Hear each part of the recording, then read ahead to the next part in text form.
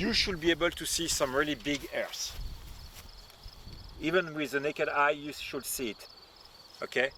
Do you see them? Okay, that's the indication. You know, if you are just looking at the seed head, you will be, well, it's a foxtail. How do you separate the different foxtail? Well, the presence of the big hairs, really at the base of the leaf, is a giveaway to tell you it's yellow foxtail. Okay. And what's nice about this book is it tells you exactly what you're. See, this is reed canary grass, but you can see it's got a hand drawing of what the ligule will look like, and it tells you over here if they're hairs, if they're short, if they're long, if they're on the upper side or the lower side, and so it's really nice to have all that in one place. On the thing that is, it's even more crucial when you are organic growers. If you do not plan to rely on synthetic herbicide, I would say it's even more crucial to rely on good weed identification. Because herbicide, okay, I mean, even if I say that they don't work on everything, we have a family of herbicides which are called the graminicides. They are working pretty much on every kind of grasses. But if you don't have that, I mean, depending on what kind of strategy you plan to use, you really want to know what you're dealing with, because that will give you indication if it's working or not. And if you're using the big book will have this kind of indication. Okay, the big book is classified by weed species. So that's, when you're looking at the book, if you want to know what is working on a specific weed, the first step is really to identify the weed. So that's why, I mean, I wanted you to practice a little bit, just a few stuff, just to demonstrate how it works. But that's some of the things that you need to do if you want to look at identifying some of the weeds. The hand lens is good for insect identification, right? All the things that you just. Well, my daughter likes to play with that all the time. Or, right? Thank you for her. Fruiting bodies on late blight and all kinds of diseases, stuff. Yeah, all kinds of good things. All right, how now many you want to seeds talk will about... each one of those foxtails produce, yellow foxtail? So a seed head like this one, probably in the 100, 200 seed. Okay. But if you're looking at foxtails, they can tiller. Okay, they can produce many seed head per plant.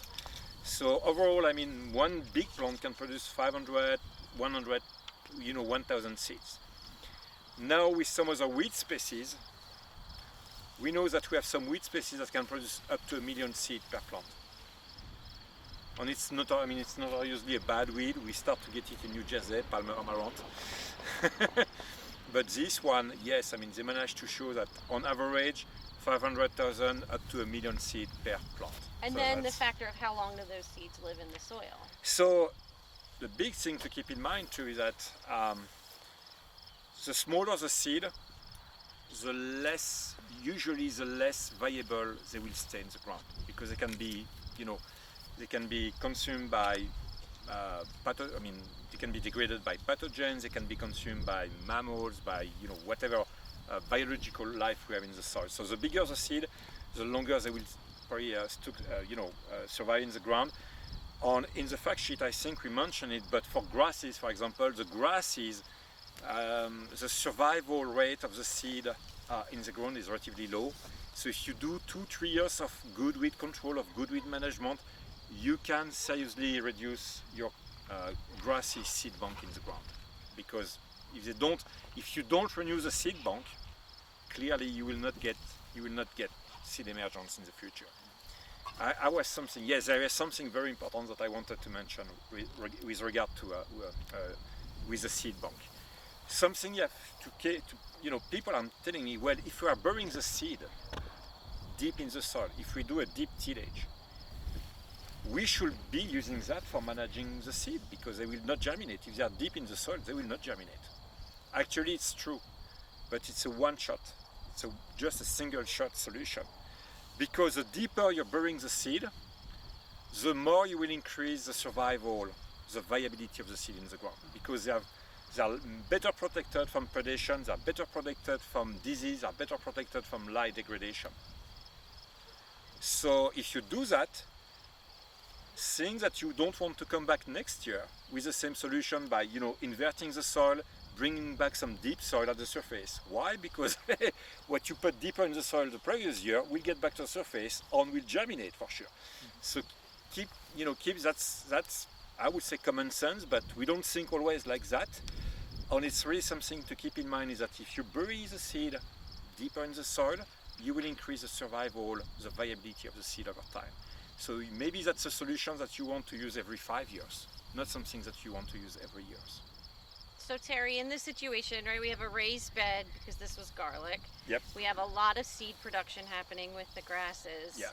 So to me, I'm thinking like a weed whacker could, a few weeks ago, or how long ago before the seed, right before Sorry, that Brandon. seed matures. I'm not here to pinpoint, to point. I mean, but a kind of good weed management, like you said, is the basic rule is do not let the weed grow to seed. So in this case, it's already too late. You can mow it at this point. The seeds are already there. That's something that should probably have been mowed a month ago before they start maturing, before the seeds start ripening. So keep in mind that in terms of weed management, you may have weeds, but you want to keep them relatively low, and you want to make sure you're limiting seed production. Because there is a say, which is if you have 1 year of seed production on the weed, you will get 10 years at least of weed management to deal with. Bill, is it true?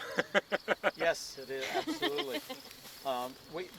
Brendan did, just to his defense, he did lead this, so you have For a us, we had to have something to talk about. That's No, we great. appreciate Thank you, it. Brandon.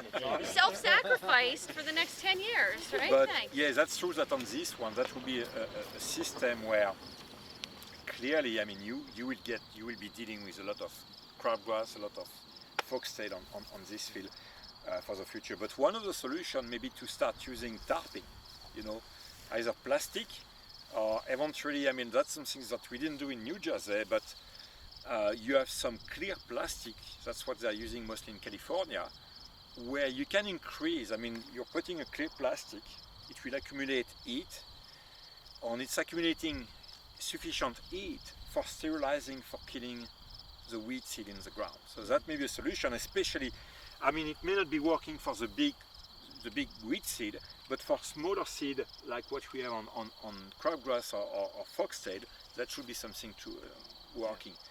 A year like this year, I would have loved to do it because it was so dry, we didn't get rain, we were probably accumulating a lot of energy that we could have been using for sterilizing the ground, for killing the weed seed. So that would be like the ground. soil solarization. It's soil solarization, yes. Okay. Except if there is any other question, but the other one that I want to discuss is this one, because it's part of the fact sheet, Meredith. It is part of the fact sheet, or Canada thistle. Yes, it's super spiky. Wait, I feel like, and you've probably seen this in Middlesex also, I just feel like the farmers are complaining about thistle maybe over the past 5 years more than they have, right? And it's I think it's just the changing environment is more conducive to a lot of weeds, let alone Canada thistle. So one of the big problems with Canada thistle is the perennial weed. And if I was taking a shovel and digging deep in the soil, it has an amazing network of roots. It's all really connected deep in the soil. underneath. Everything right here, you see it right here, connecting right here, it's probably one single plant with shoots emerging from the same root system. The big problem with that is that, you will have a hard time killing it. The way you can kill it, the way you can manage it without having to rely on herbicide, it's really mowing. You need to mow this plant. As soon as they start producing new shoots, you need to mow it. Why? Because by doing that, you will be forcing the plant to use what is accumulated in the rhizome in the soil. You will force the plant to produce new shoots. As soon as you're moving the new shoots, as soon as you're mowing the new shoots, the plant cannot accumulate nutrients and send them back to the roots. So by doing the frequent mowing, you're really you're forcing the plant to use nutrients that are stored underground. And if you do that on a frequent basis, I would say every 7-10 days in average, when the thistle is growing, I would say after 2-3 years, you should start to see your Canada thistle population starting to decrease. But it's really a problematic weed to deal with. It's reproducing by the rhizome, so all these plants are probably coming from the same rhizome. but you can see on some of these, I mean, they're starting to produce flowers. I mean, it's small bud right here, but there's a flower that will be coming from this bud. On this one are producing extremely small seed that can be dispersed by the wind. On this weed is also a problem because it has this dual mode of reproduction. It has asexual reproduction, meaning that you don't need to get pollination. So that's when you have the rhizome, but it has also sexual reproduction with flowers. And it make it very, very problematic. Right, and then if the roots get fragmented. Ah, yes. Yeah. Thanks, Meredith, So for that. cultivation is not a tool. So, you know, we try to think that, yeah, I mean, cultivation is a good way for killing the weeds. Well, the problem with this one is that the rhizome, each individual piece of rhizome can generate a new plant. So if you start using cultivation, that's why weed identification is so important. If you start using cultivation on Canada thistle, instead of reducing the problem, you will drag a piece of rhizome over the field, and instead of killing the plant, you will just increase the magnitude of the problem because it will spread around the field. So that's one of the big issues with Canada thistle. Again, weed identification is key. There is other species of thistle that are not producing rhizome. This one, bull thistle for example, is a single plant, very spiky. Single plant, yes, you can eventually kill it with cultivation. Canada thistle, not really. This one, mowing will be a better option because you really need to force the plant to use nutrients that are stored underground. And none of the OMRI approved organic herbicides touched the thistle. Yes. It thrived that whole season, no matter what. Even the It's- conventional So Yes. they love the herbicide. vinegar. They just Yeah, love the now vinegar? I mean there might have been some singeing on it, and it was the same thing with I mean, First Lane. they Like just there was said singeing, add but some they olive oil. they gave me the finger. Yeah, I mean, maybe as a surfactant, but yeah, you will. With the organic herbicide we tested, we got cosmetic damage on the plant. But clearly, if you have so many shoots in the ground, if you have so many rhizome in the ground, the plant will just regenerate itself very The quickly. young lamb's quarters, hairy galansoga, pigweed, the very tiny seedlings that were impacted by the vinegar. Stinger on that? On that, yes, because it's an Asteraceae. Yeah. Something that Meredith mentioned is organic herbicide. Organic herbicide are contact herbicide. They are just killing the tissues of the plant that the plant is touching. They are not synthetic herbicide, glyphosate for example, they are systemic herbicide.